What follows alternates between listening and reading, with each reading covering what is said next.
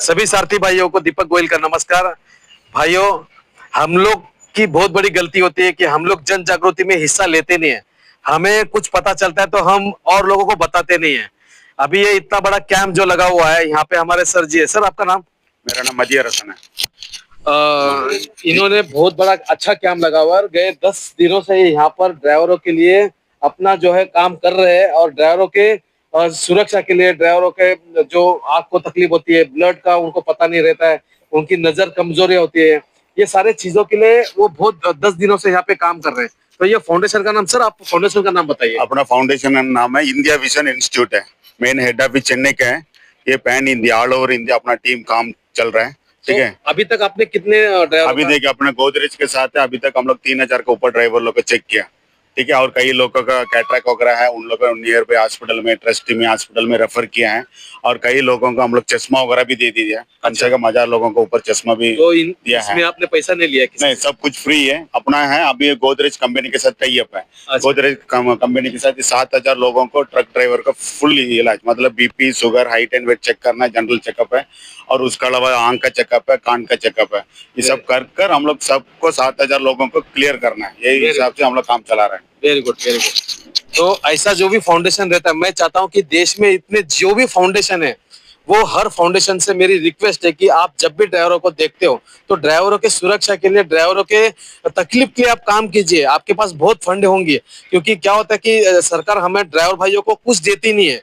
Driver, जबकि ये देश में ड्राइवर अर्थव्यवस्था की वो मजबूत हड्डी है कि अगर एक भी हड्डी इसकी टूटती है तो देश का बहुत बड़ा नुकसान हो सकता है।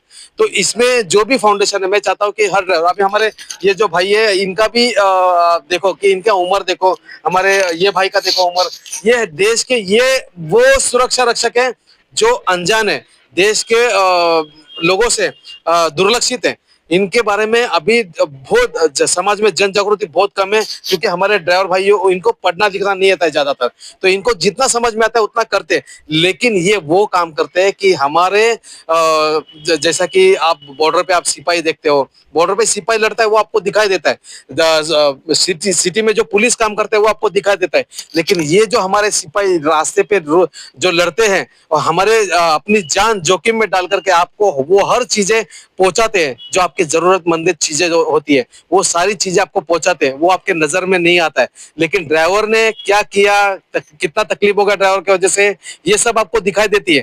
रास्ते पे ड्राइवर मरता है वो आपको दिखाई नहीं देता है, वो सिपाही मरता है वो दिखाई नहीं देता है। इतने बड़े जो देश पर पे महामारी का जो बहुत बड़ा तकलीफ होके गया कि कोरोना जैसे बीमारी में, आप लोगों ने, मैंने बहुत देखा है कि ड्राइवरों को एक गिलास पानी तक का किसी ने नहीं पिलाया, लेकिन ड्राइवरों ने ऑक्सीजन, खाना पीना, जो भी चीजें, वो सारी भाजी तरकारी, वो सारी चीजें पहुंचाना अपना कर्म समझ के वो हर ड्राइवर हर देश के वासियों तक पहुंचा है। लेकिन उनके बारे में कभी कोई सोचता नहीं है। ये बहुत बड़ी हमारे लिए लज्जास्पद बात है।